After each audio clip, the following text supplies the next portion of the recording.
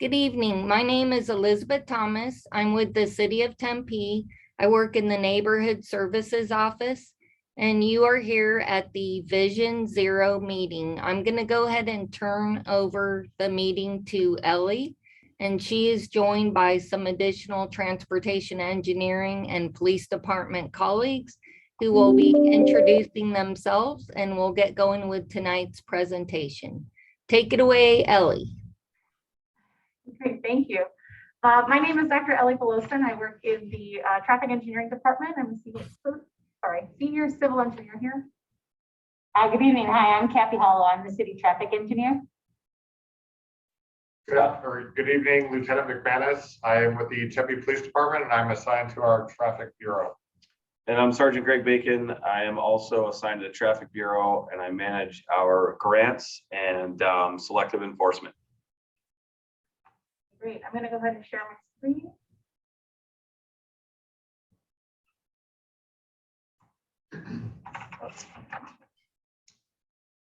All right.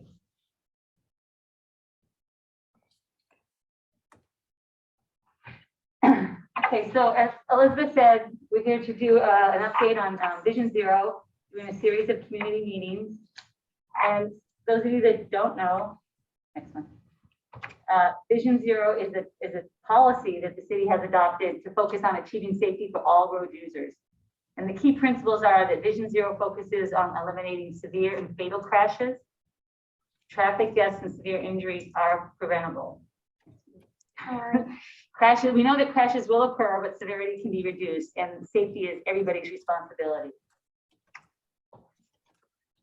So just a few statistics about the fatalities in the city. From January 2015 to June 2021, there were a total of 128 fatalities in some kind of a crash. 92 people in vehicles were killed, 28 pedestrians, and 8 cyclists. Some of you may be familiar with this document. This is the Vision Zero Action Plan. It is available on the city's website. And just want to make a note that it actually takes a three-pronged approach to making things safer and looks at engineering, enforcement, and education. With that, I'll turn it over to Ellie. Hey. So within this Vision Zero Action Plan, we have a list of initiatives and goals that we're trying to achieve in order to reduce those severe and fatal accidents. So I don't expect anyone to read all of this, but just the color coding shows that all of the either green or blue are either completed or they are kind of ongoing. They've been initiated and there's no end date. Those in pink are in progress. They've been initiated and there will eventually be an end date to that. And those in the yellow are for future. Overall, there were 37 of those initiatives. Engineering is the lead focus of 29 of them, enforcement of 5, and education of 5. 7 are completed. There's 15 ongoing with no end date, 4 in progress, and there's 11 for future action. So that kind of leads us to the Tempe Police Department, the Traffic Bureau, and kind of what our footprint looks like in this program. And so we wanted to share our mission statement with you, and that we want to reduce collisions and enhance safety on our roadways through purposeful education and enforcement. Obviously, the key there is the purposeful education and enforcement. Everything we're doing right now is data-driven, statistically backed, and we're focusing on areas where we have seen consistency in collisions of severity. And so, you know, with Tempe Chief Glover, what he's really instilled upon us is the 3 C's of policing, and that's community policing, community engagement, and those two combined can give us collaborative leadership. And that's why we wanted to engage with the community to let them know exactly what's going on with Vision Zero, what you can expect from us, kind of some things that we're doing moving forward. The things I'm going to highlight tonight are kind of newer things, some different approaches that we're using. So, you know, you may ask, well, are you still enforcing this or that in these areas? And whatever we've historically been enforcing, whether it's speed or red lights, we are doing. But I also want to highlight some of the different programs that maybe you're not aware of or have never heard of. And so first we want to talk about is our pedestrian and bicycle education diversion programs. We're fortunate enough that we get a lot of grant funding from the governor's office of highway safety. As I mentioned earlier, I kind of manage that program, manage the grants. I author the grants, submit them, and for funding. And that funding is used in various ways. One of the things that we did we attended, Lieutenant McManus and I attended a homeless feeding in one of the neighborhoods, and we handed out pedestrian and bicycle lights. We handed out some pamphlets to educate our homeless population on some of the traffic laws pertaining to bicycles and pedestrians. We've taken that same flyer and passed them around to our school resource officers so they may share them with the students at the schools, so that we can have a wide range of an audience. So we're making sure that everybody's in the loop for pedestrian and bicycle safety. The diversion program is something that we've rolled out, and that's also been handed out to our school resource officers. It's about a 45-minute video, and that is going to be something that effective March 1st. If an individual is cited with given a citation for a bicycle or pedestrian violation, in lieu of the citation, they can attend the diversion program. It's online. What's unique about Arizona is many of you, if you're not from here, will realize that Arizona has different laws. You know, some states you don't ride with the flow of traffic, or you ride in a bike lane, you ride in a sidewalk. And this program is designed to make sure that whether you're a pedestrian or bicyclist, scooter, anything where you're considered like a vulnerable road user, someone who's not in a vehicle, that you understand the laws, so that everybody, motorists, bicycles, pedestrians, everybody is safer, and we're changing behavior of everybody to make the road safer. Some of the other Governor Office of Highway Safety funded programs we have a CAP program, and that's children are priceless passengers. That is where if a individual is cited for a child safety seat violation, we are able to have them attend a class, and then we provide them with a child safety seat and show them how to properly install it. That also ties in with our occupant protection. And then the STEP grant is our selective enforcement. That's basically identifying areas where we have concerns and going out and enforcing education and enforcement of traffic laws in those areas. The community meetings, the collaboration. I think one thing that we are definitely proud of in this room is our partnership that we have together with traffic engineering. I think this has been a wonderful step forward of coming up together with solving the problem, a holistic approach from a traffic engineering perspective and from a police perspective. And we also analyze through our SPARK, which is our Strategic Planning, Analysis, and Research Center. They're the ones that provide, they get all the data for us. When we ask questions, they dig up, and that's how we've identified the locations right now for our traffic operations plan, which is Operation Saving Lives. And again, the education with vulnerable road users, that's the pedestrians, the bicyclists, scooters, individuals who are operating on the roadway, not kind of around the safety of a vehicle. Lieutenant McManus, do you have anything to add on that slide? I'll just hit back on, Chief Glover's vision of community policing and community engagement. And I want to thank all of you for being here tonight. This is definitely important for us to bring you guys up to speed on what our efforts are as far as how we're trying to address these issues.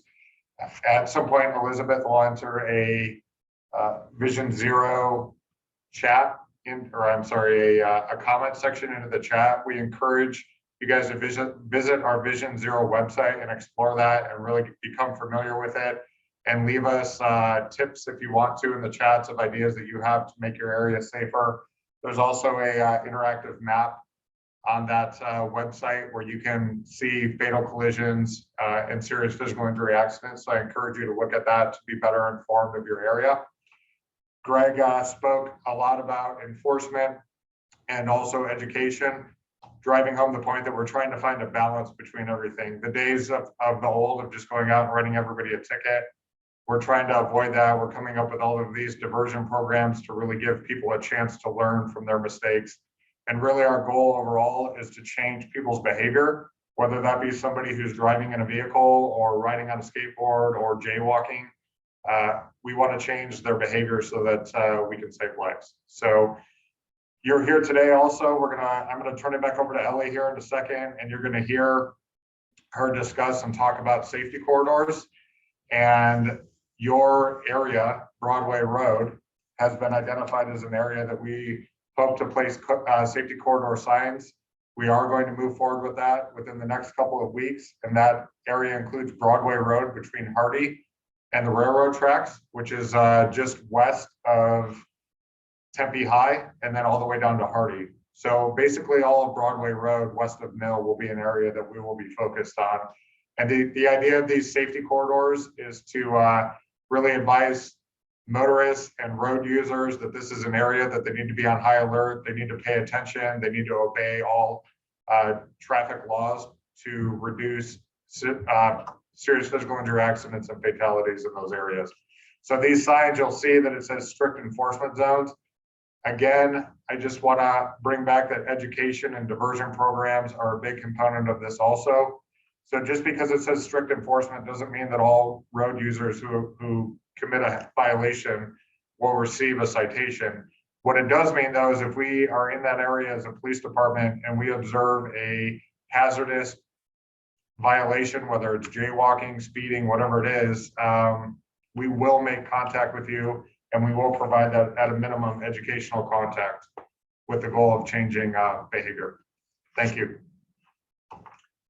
And so as we located these areas, they were statistically and data driven. We researched data for the last 5 years. And what we found in the data for the last 5 years for the initial start is there's consistency in serious injury and fatal collisions in these locations, as well as we've seen an increase in pedestrian and bicycle collisions.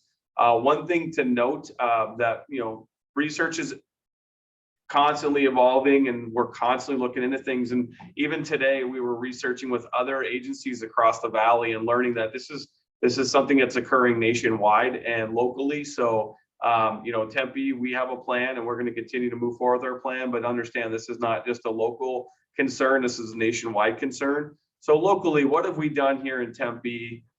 We were one of the first agencies, if not the first agency in the state of Arizona, to create a city code surrounding distracted driving. So prior to the state codes, so state codes are called Arizona Revised Statutes.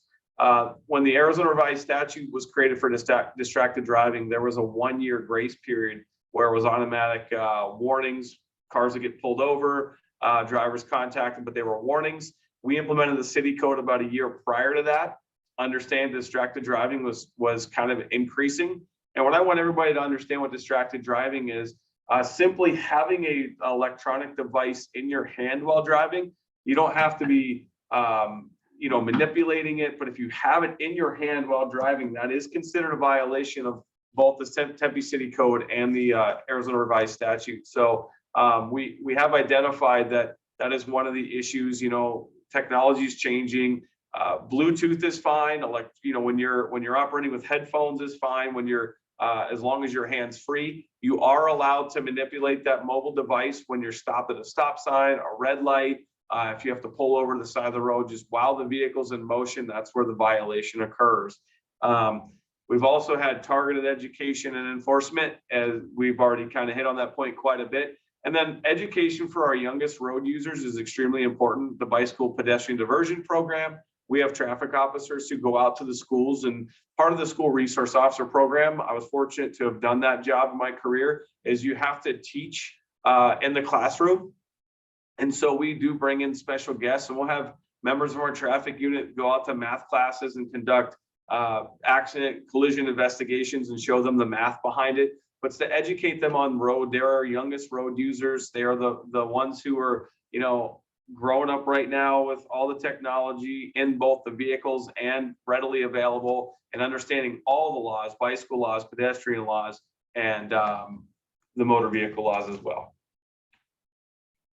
So what can you expect out of this program from the police department? You can expect to see an increased police presence, and that is because this is a safety corridor. This is an area that we have designated as having an increased or consistency in collisions. So you will see the safety corridor signs. We understand, as we've explained, violations are strictly enforced. That does not automatically mean a citation. Then community engagement are these meetings. We want your feedback. We want to make sure we are making the positive impact in your community to reduce harm and to lower the collisions, especially the severe collisions and fatalities. Community policing, we want you to learn something from this meeting that you can share with your neighbors. Maybe they didn't know, so now you're part of the community policing. You're part of that message, and that's the collaborative leadership piece where we all can achieve this goal together. and celebrate as a community when we do achieve this goal.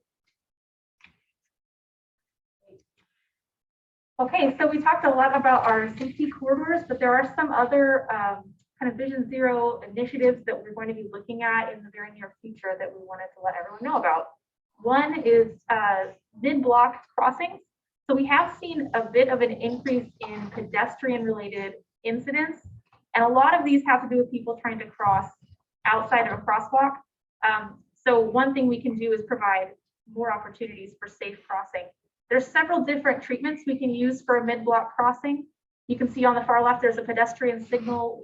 Here's an example just in front of the stadium, right on 5th Street.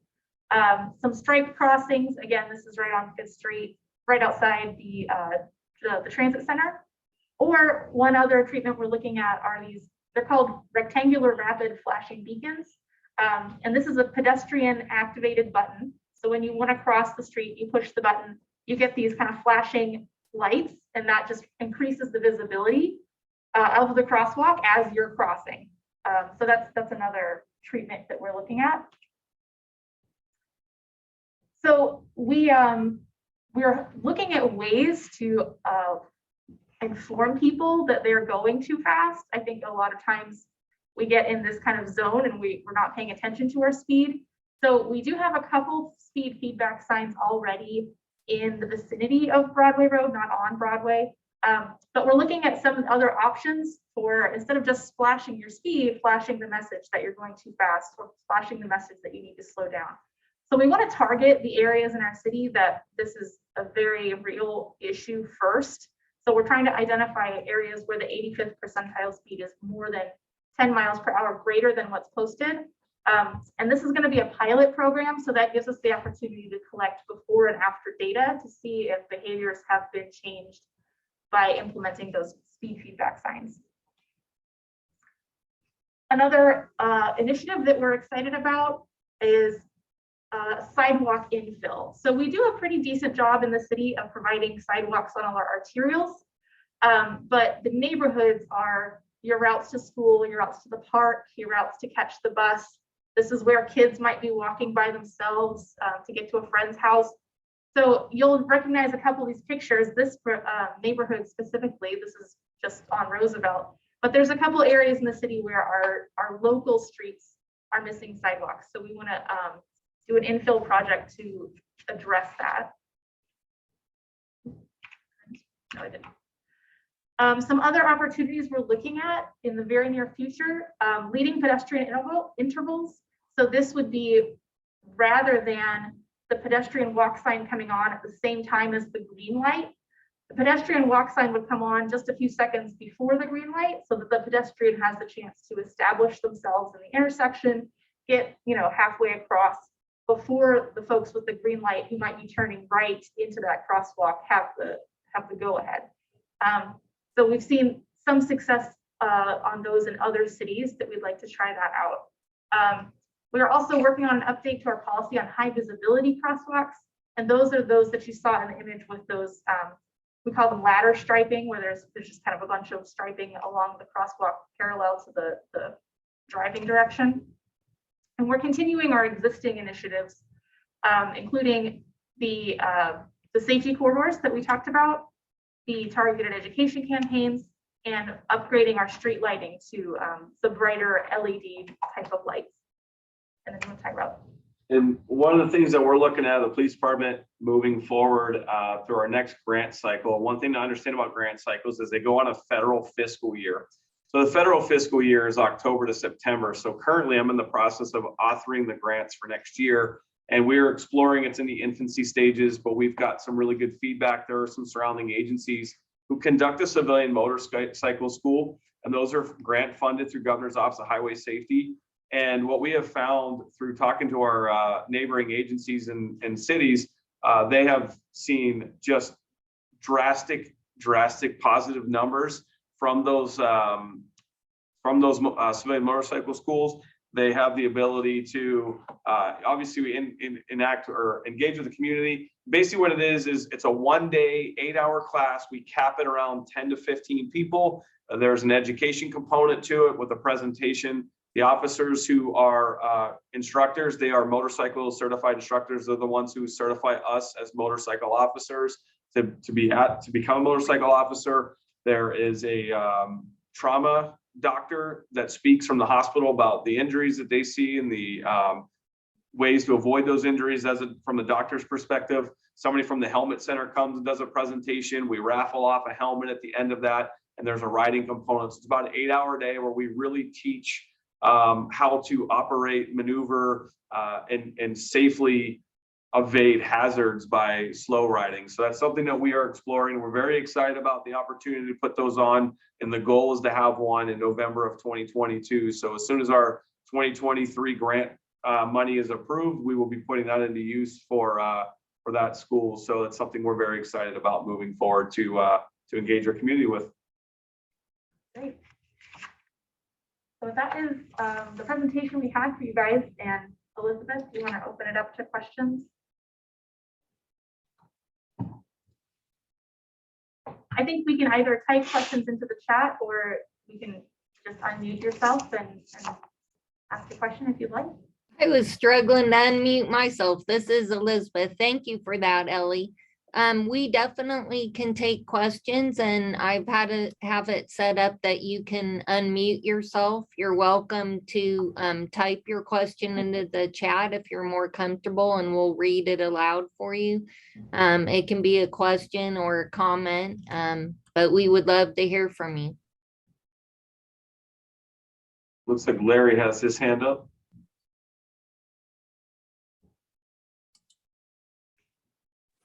You can unmute yourself, Larry, or that should have done it.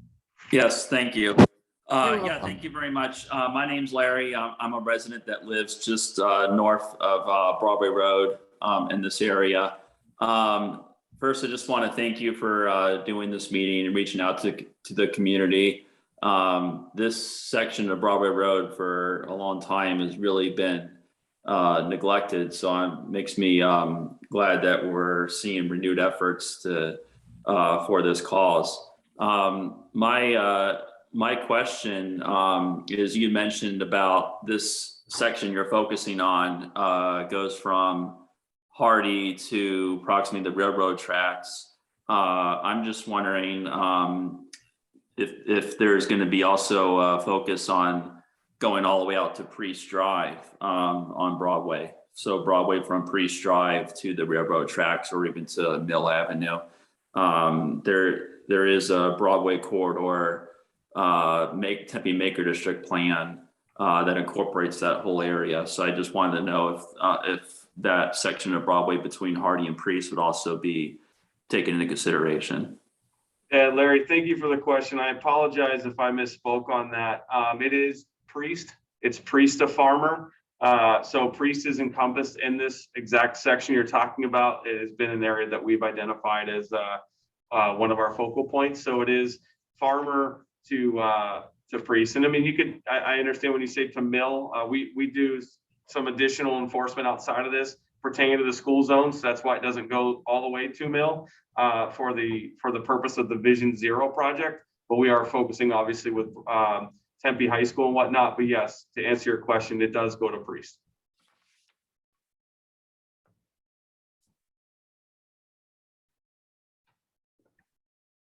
Elizabeth, we have you now. Does anyone have any additional questions or comments? Or Larry, did you have any additional clarifications? I see your hand is still up.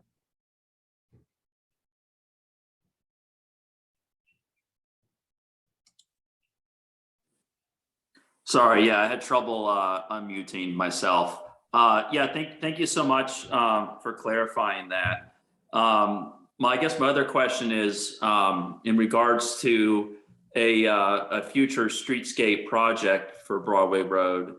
I know there probably isn't a timetable yet, but I know that's been talked about quite a bit of redoing all of Broadway. How does this relate to that, or is that something that's being talked about? I just would like to find out more about that. Thank you. Yeah, it's not really part of this, Larry, but I want to say it was included for potential project for in the next CIP. I'll have to double check that for you. It did come up as a potential project. So, but that would be to start with our planning, our transportation planning group to identify what might be done, and then it would switch to engineering for design and construction. So let me check on that, and I'll verify that with you. But I believe I did see that it was being considered for a project. We also have David had his hand up, so he should be able to unmute himself. Let's see. Hello. David, are you able to ask your question? Yeah, I actually wanted to ask about the safety corridor and the enforcement. I guess I'm assuming that the enforcement is at the discretion of the officer.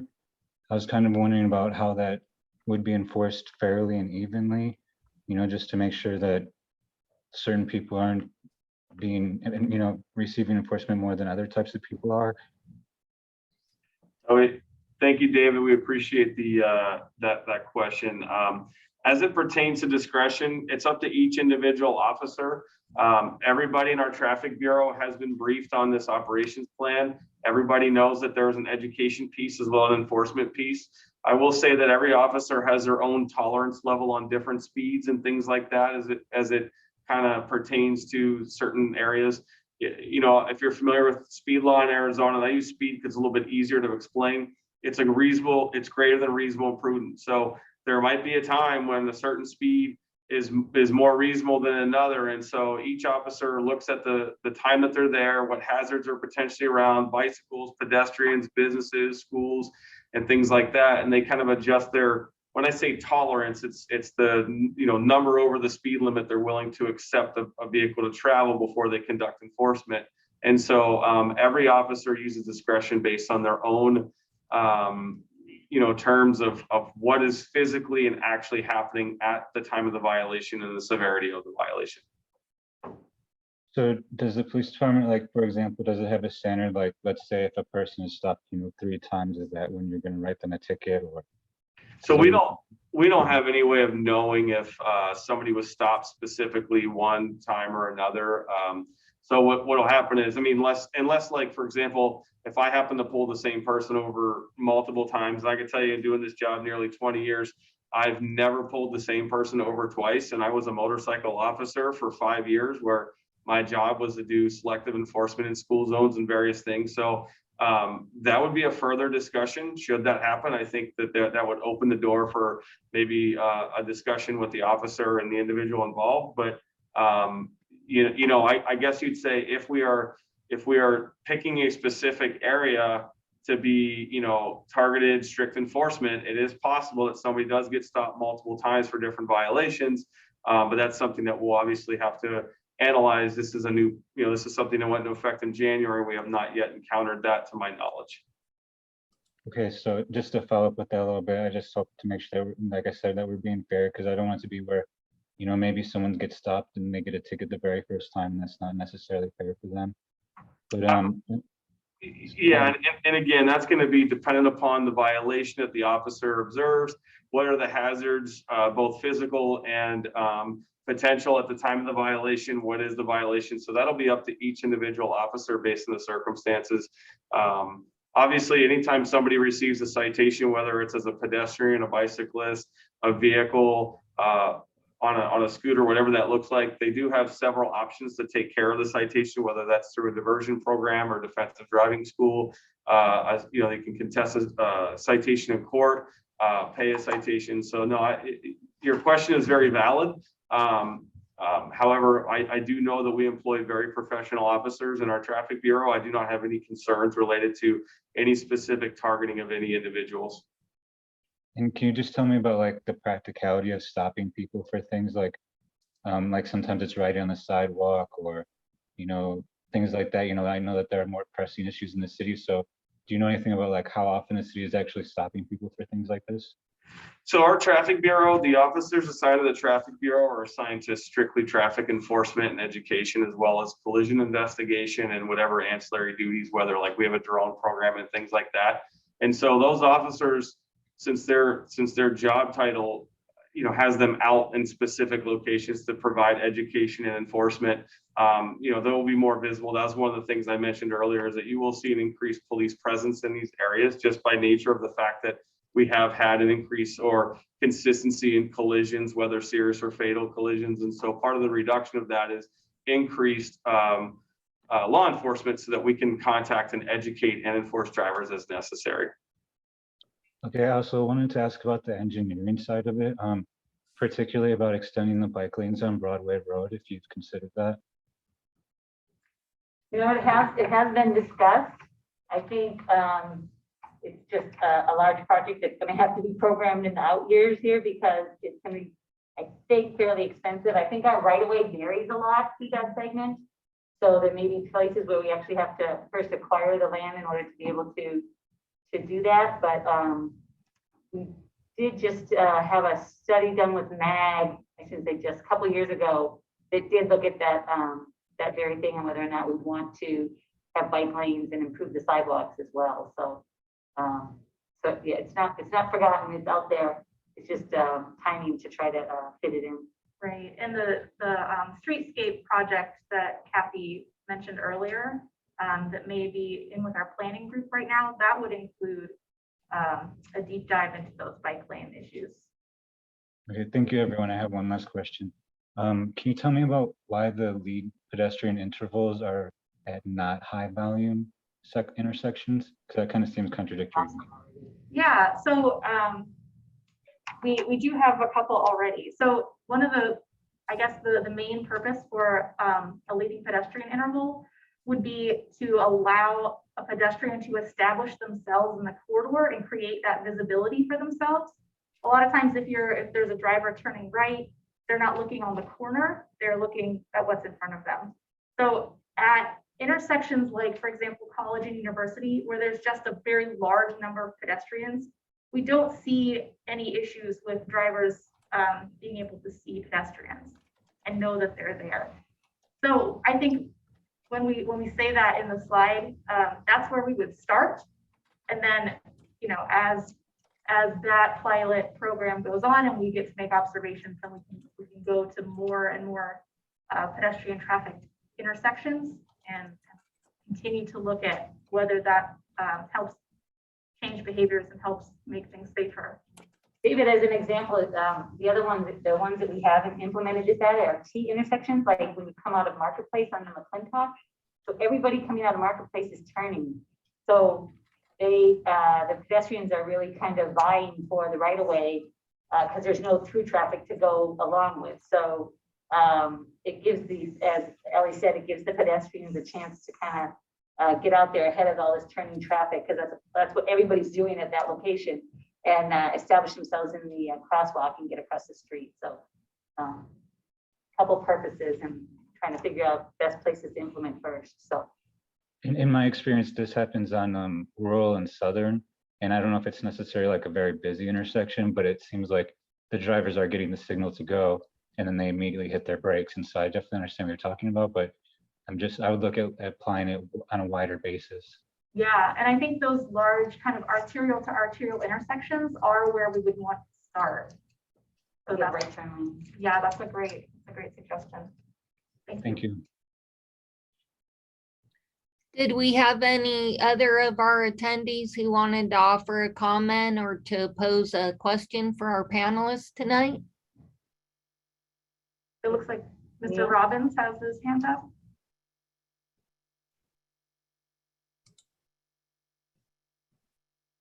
Yeah, There hi, you go. thanks. I'm Neil Robbins. I just moved into the neighborhood north of Broadway in this area. Grew up in this area a long while back, went to Tempe High, so glad to be back. Just had a question on whether you have any understanding of the causes of the increases in the collisions and fatalities in that area. Is it, more traffic, or is it more foot traffic? I know you guys mentioned something about people crossing, like jaywalking in areas that don't have crosswalks. So maybe you can give me a little more information on that. Sure, Neil. I can provide some information on that. So one thing that we did see for the 2021 calendar year was a significant increase in pedestrian serious physical injury accidents and fatalities. And the vast majority of those, the pedestrians were found to be at fault. So a couple of the incidents that we had on Broadway Road last year involved pedestrians crossing at night and crossing mid-block outside of a crosswalk. I think Greg may have touched on this, but that's actually kind of a trend that's being observed across the country right now.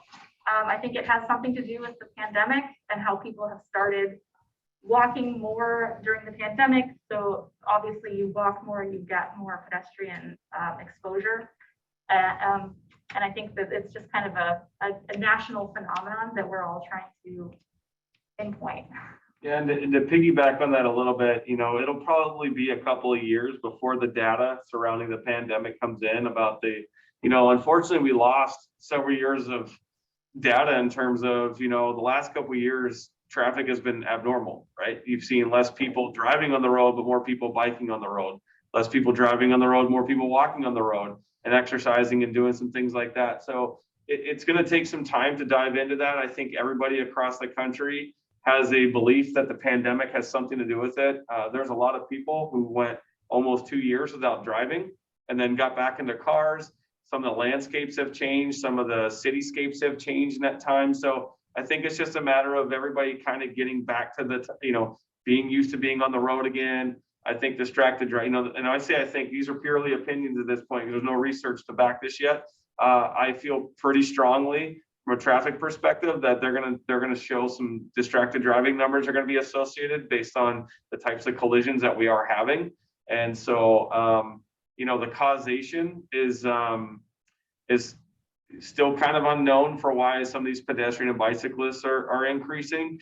You know, and one thing that some people say, and I know Kathy has said it before and it stuck with me is, you know, causation, one thing, but sometimes speed, a lot of people think speed is such a factor in collisions, where speed is, you know, research has shown speed plays more of a factor in the severity of the collision, not necessarily the causation. So speed may not have been a causation of a collision, but it might have affected the severity of the outcome.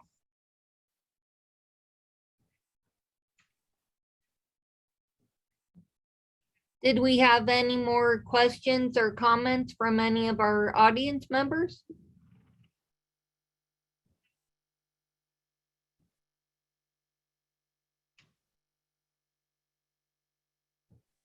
Looks like Neil expressed his thanks. Thank you, Neil. We really appreciate everyone who spent some time with us tonight. Friendly reminders in the chat. Twice I placed the link directly to the comment form. If you forget, no need to worry. Just go to tempe.gov/vision0 and you can get all the resources that the officers and the transportation and traffic engineers were talking about this evening. Also, this particular meeting that's being recorded will be posted there once it's available.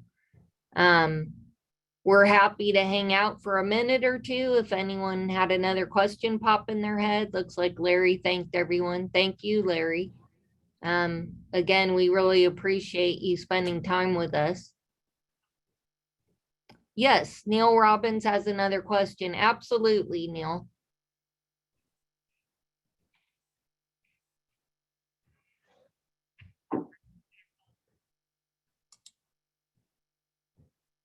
Should be good to ask your question now.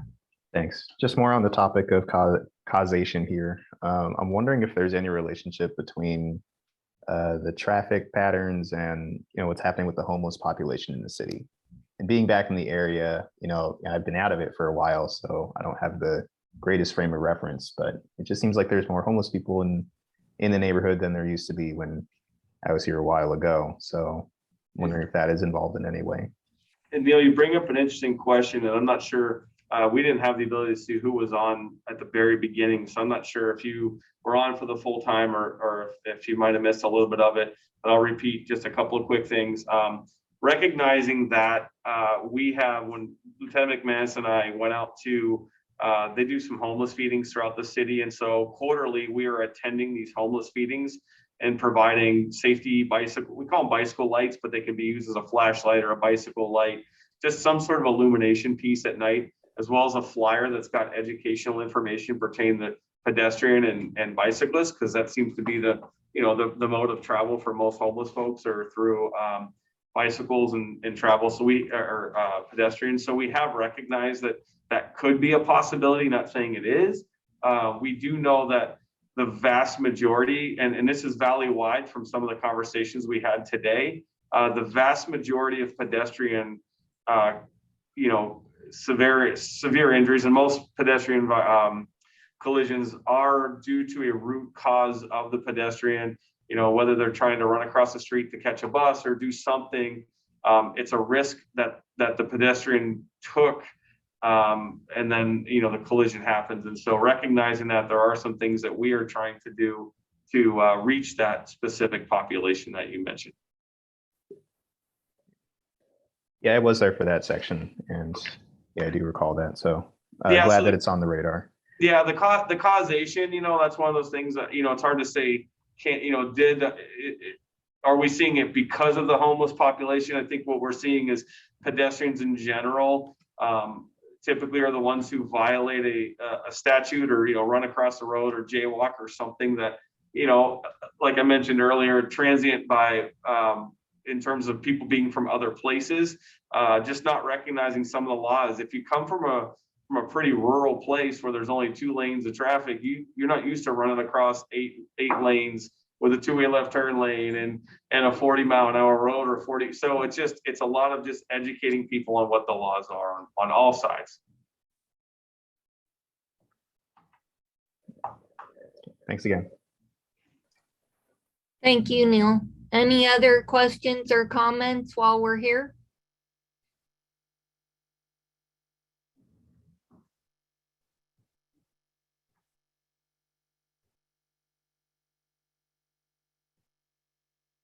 I don't see any, so I would very much like to again thank you for coming. If you want your comments to be part of the public record, and we sincerely hope that you do, again, go to the comment form. There's a direct link posted in the chat, or you could go directly to tempe.gov/vision0, no spaces between there. And you'll be able to click on the comment form, and it's kind of an open-ended one, so it'll leave you plenty of room to give us your feedback and thoughts, which we would really appreciate being part of the public record. Thanks everyone again for making time to attend this tonight.